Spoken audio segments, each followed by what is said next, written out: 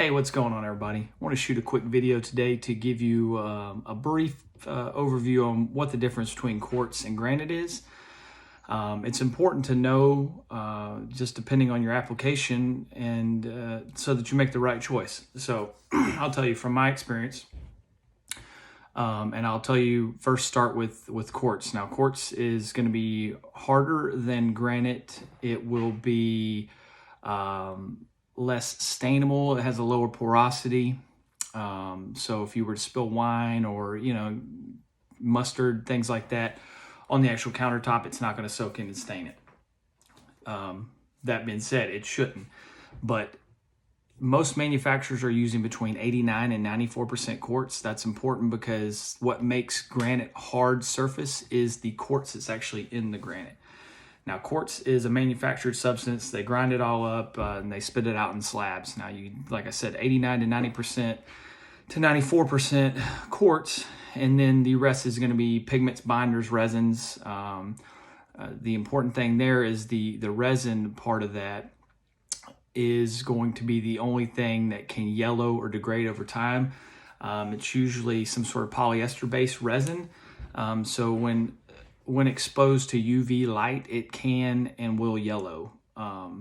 That's also important so that you know your manufacturer of the quartz when buying from some guys, because a lot of these local places will buy, say, 6 colors from a manufacturer, Brazil, or it was China, but now Malaysia, India.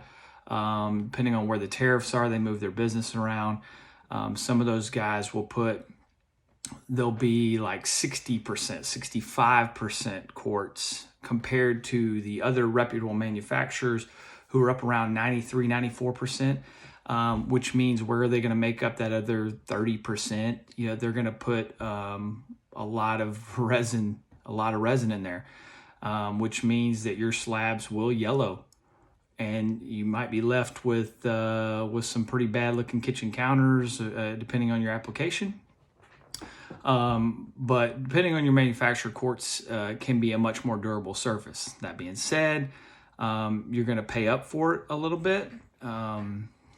Most of the costs are probably going to be $20, $30 a square foot, upwards of $40. Now that's before your manufacturing cost or before your fabrication cost. And those will obviously change by quality of the work, installation type, fabrication type, if you're doing waterfall edges and things like that. Now, granite is still a great option. I have granite in my personal house and I love it, but the things to think about when buying granite are the application type. Now, you can use granite outdoors. It shouldn't change color over time, unless the sealer that the fabricator uses maybe doesn't allow it to breathe. Those sealers do wear down over time, meaning that every so often there is a little bit more maintenance involved because you will have to reseal.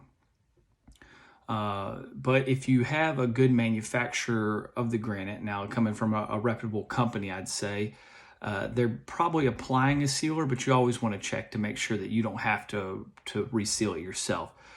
If you did over time and you spilt some wine on it, it would soak into the slab, and you may be looking at a complete tear out to get rid of it.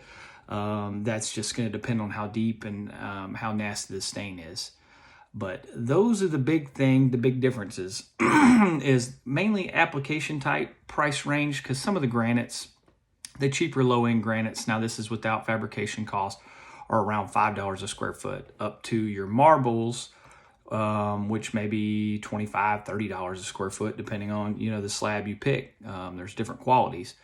But those are things you want to think about, kind of the difference between the quartz and the granite. I like quartz because of the durability, but like I said, I've also used granite in a lot of houses. So those are the differences. If you have any questions, feel free to shoot them to me and I'll be happy to help you guys out. But thanks for watching, and please subscribe.